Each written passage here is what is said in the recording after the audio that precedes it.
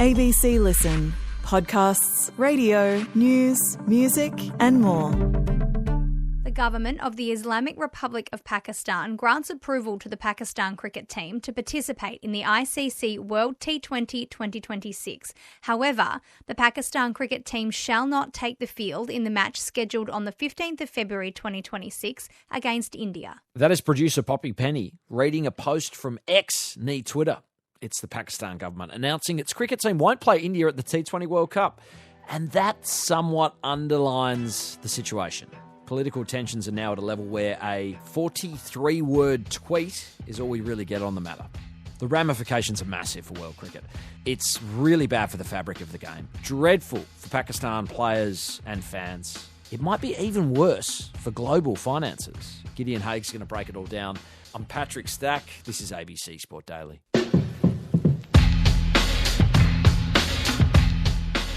Gideon Haigh is a writer and podcaster with Cricket et al. Gideon, a simple question with, I suspect, an intensely complicated answer. Pakistan's government announcing its team won't play India at the T20 World Cup. Why have they decided to do this now? And how much does Bangladesh actually have to do with it? Yes, I can give you the long answer or the long answer. This all started late last year during the IPL mini auction. Franchise, the Kolkata Knight Riders, bought Mustafiza Rahman, the Bangladeshi medium pacer, master of various slower balls. It's Kolkata's bid at 9 crore and 20, ahead of CSK, ahead of everybody else, at 9 crore and 20 lakh, and selling everybody else ahead of everybody else at 9 crore and 20 lakh. KKR, Mustafizur Rahman is yours. For just over $1 million. It was a big deal in Bangladesh. You know, he's the only Bangladeshi who has had a go at the IPL. He's a pretty prominent figure. He's a very, very good cricketer. It was bigger news in Bangladesh than it was in India because, of course, you know, lots of cricketers are being bought and sold on the same day. In the same auction, of course, Cameron Green was bought for $4 million. At the moment, Bangladesh is a country under an interim government after the fall of the Hasina government last year. They're gearing up for elections, their first really free elections in quite some time. There's been episodes of sectarian violence against Hindus in Bangladesh that have achieved enormous prominence in India. News like that flashes across social media like a comet and gets lots and lots of attention. So some politicians in the BJP who are approaching regional elections in Assam and West Bengal decided to accuse KKR's owner, Shah Rukh Khan, prominent Indian actor and Muslim figure, accused him of being a traitor for having bought a Bangladeshi Muslim cricketer. And a directive came down from the BCCI that KKR had to rip up Mustafiza's contract. We don't know exactly who made that decision. We don't know where exactly it came from, but it was almost certainly came from the highest levels in India, in the BJP, which is a Hindu majoritarian party with an ethno-nationalist agenda. It caused consternation in Bangladesh. So Bangladesh began to consider their options as regards the T20 World Cup. Threats had been made against Mustafiza's welfare. One of the BJP politicians said he won't get out of the airport. So Bangladesh said, well, if you can't guarantee the safety of one of our cricketers in India, then what's the likelihood that you'll be able to guarantee the safety of our entire national team? No actual threats had been made against the Bangladesh team, but Bangladesh decided in solidarity with Mustafiza that they would insist on their games not being played in India in the T20 World Cup, that they be moved to Sri Lanka. This came at a very late juncture. It's no small matter to move a cricket match at short notice. The ICC said, well, look, this is really hard for us and you can't sort of specify what threat you're experiencing. Furthermore, the Bangladesh players wanted to go. Actually, a good team, and they've got a reasonable chance competing in South Asian conditions of making an impact on the tournament. But in the end, the Bangladesh government said, no, if you're not going to permit us to move our games, then we're not going to play. The Pakistan Cricket Board had been more than an interested onlooker in this situation. They have their own issues, of course, with the Indian government and with Indian cricket administration. They pointed to the fact that allowances have been made for India in the Asia Cup, for instance, to play their games in the UAE. The games that they were meant to play in Pakistan during the Champions Trophy, they were also moved to the Emirates because relations, of course, between India and Pakistan have been daggers drawn, at least for the last couple of years. So Pakistan cried double standards. We are going to stand in solidarity with our brothers in Bangladesh, and we are not going to play our scheduled game against India on February the 15th. Now, that's a very, very important game in the group stages of the T20 World Cup. Games between India and Pakistan not only produce a lot of good cricket, they generate a hell of a lot of money. India need one off one. Ashwin hits it over mid-off for the win. Volcanic joy for India. Devastation for Pakistan. Over the life of the GeoStar contract with the ICC, it's estimated that they're worth probably about $250 million. Of course, all that money goes into the coffers of the ICC and is distributed to the member nations. If a hole that big was to emerge in cricket's finances in the next little while, everyone would be greatly the poorer. It doesn't matter quite so much to India and Australia, but it certainly matters to countries like South Africa, Sri Lanka, Zimbabwe, that are very, very dependent on their ICC distributions. So it's a perfect storm of politics and finance. At the time that we're speaking, it remains unresolved. As you say, we've got a long history of slights between Pakistan and India, India often flexing its muscle. A recent example, the Asian Cup, where the team declined to shake hands with Pakistan. You hit a six, you walk towards the dugout, you didn't shake hands, they were standing. So was it something that was decided at the team meeting about the stance of the team regarding the post-match conventions that are followed?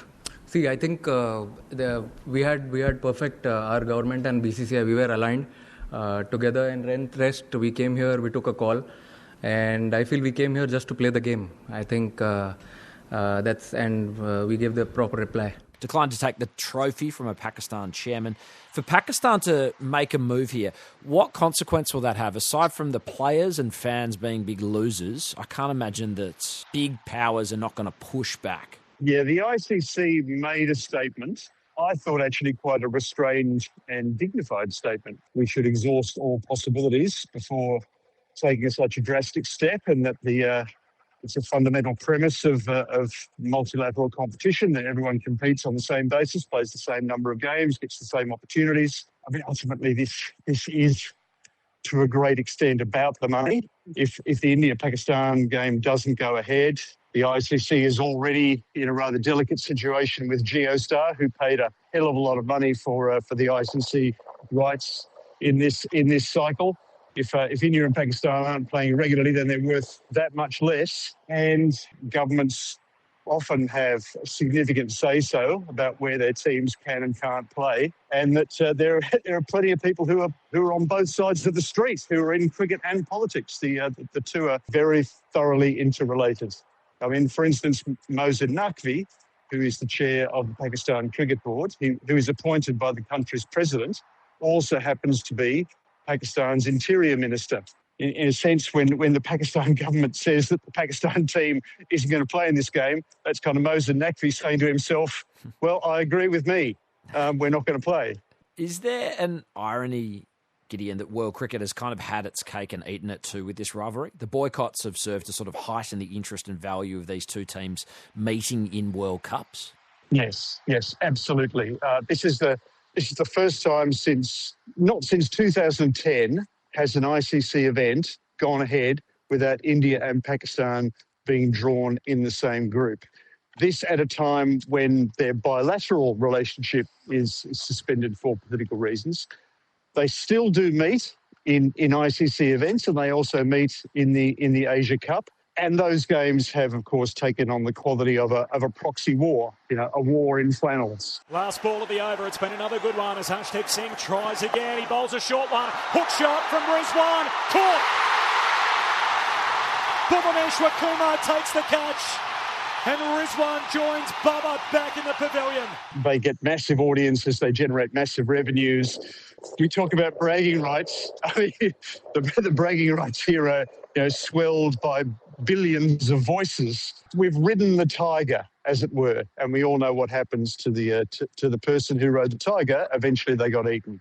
What might still see these two sides play at this T20 World Cup, Gideon? Diplomacy, threats of legal action from broadcasters. Can you see that this game might still take place? There is still a possibility, yeah. I do think, Pakistan are going to the Cup. They've already left. They've gone to Colombo. They play their first game against the Netherlands on the 7th, so they will be there. The game against India is scheduled at Premadasa Stadium in Colombo. So I guess until the very last minute, there will be the possibility that the match will go ahead. You certainly hope that it will. In a sense, this is a problem that it's a can that cricket's been kicking down the road for a while now. So there is going to come to a reckoning. Significant undercurrent of opinion that the ICC is no longer an honest broker in these matters, precisely because its chairman is a former BCCI secretary called Jay Shah. He is the son of India's Home Minister, Amit Shah, a man with a rather dubious reputation. And there's no love for him in Pakistan. He's a great hate figure there. There is a sense that both India and Pakistan, the crickets move in lockstep with their governments. It's unfortunate, but a reality. And the mixture is I think, increasingly toxic to the sport. What do you think is going to happen if these two teams are drawn in a later stage of the tournament, a knockout stage, a final, Gideon? I know. Isn't it hilarious, the possibility? That option has not been exploited, has not been explained. So far, all we have from Pakistan is a tweet from the government. The Pakistan Cricket Board apparently has not yet even written to the ICC explaining the rationale for their withdrawal. It's simply been taken as read that if the government dictates it, then the cricket team has to go along with it. Circles within circles. Gideon, thanks for helping us try to understand what is a sprawling story. Appreciate your time. Pleasure. Thanks, Patrick. Bye. Headlines. Did you know the Winter Olympics start this weekend? I cannot wait for the sharp embrace of sports I've barely paid attention to for 4 years and generating some strong opinions from my couch in the process. We are going to be doing a dedicated Winter Games show on this feed. Poppy Penny will host the whole thing wire to wire. We have our team on the ground. They're going to be getting us across the best of it all. And one of these stories of the Games looms as Lindsay Vonn. She's 41. She tore her ACL in the last week, and the American ski star is going for gold anyway. I'm not letting this slip through my fingers. I'm going to do it. End of story. So I'm not letting myself go down that path. I'm not crying. My head is high. I'm standing tall. And I'm going to do my best. And whatever the result is, that's what it is. But you can never say I didn't try. Things are less certain for Australia's Laura Peel.